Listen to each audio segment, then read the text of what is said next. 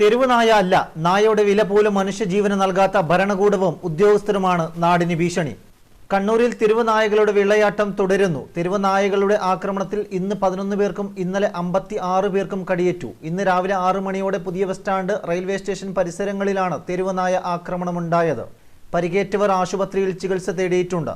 ഇന്നലെ 56 പേരെ തെരുവ് നായ ആക്രമിച്ച സംഭവം കണ്ണൂരിനെ ഞെട്ടിച്ചിരുന്നു. എന്നാൽ ഭരണകൂടത്തിനോ ഉദ്യോഗസ്ഥർക്കോ ഒരു അനക്കവുമില്ല. താവക്കര പുതിയ bus stand, Prabhat junction, SBI bank road പരിസരം, പഴയ ബസ് സ്റ്റാൻഡ് പ്രദേശം എന്നിവിടങ്ങളിലായിരുന്നു തെരുവ് നായ ഇന്നലെ ആക്രമണം നടത്തിയത്. നഗരത്തിലെത്തുന്ന കാൽനടയാത്രക്കാർക്കാണ് കൂടുതലും കടിയേൽക്കുന്നത്. നടന്നു പോകുന്ന വിദ്യാർത്ഥിനിയെ നായ ആക്രമിക്കുന്ന ദൃശ്യങ്ങൾ ഉൾപ്പെടെ ഇന്നലെ പുറത്തു വന്നിട്ടും ഭരണകൂട സംവിധാനം അനങ്ങിയില്ല. ഇതിനെതിരെ നാട്ടുകാരിൽ വലിയ അമർഷമാണ് പുകയുന്നത്. അതേസമയം കണ്ണൂരിൽ തെരുവ് നായയുടെ കടിയേറ്റ 5 വയസ്സുകാരന് പേവിഷബാധയുടെ ലക്ഷണം കണ്ടെത്തിയിട്ടുണ്ട്. തമിഴ്നാട് സ്വദേശികളുടെ കുഞ്ഞിനാണ് പേവിഷബാധയുടെ ലക്ഷണമുള്ളത്. കുട്ടി ഇപ്പോൾ പരിയാരത്ത് ചികിത്സയിലാണ്.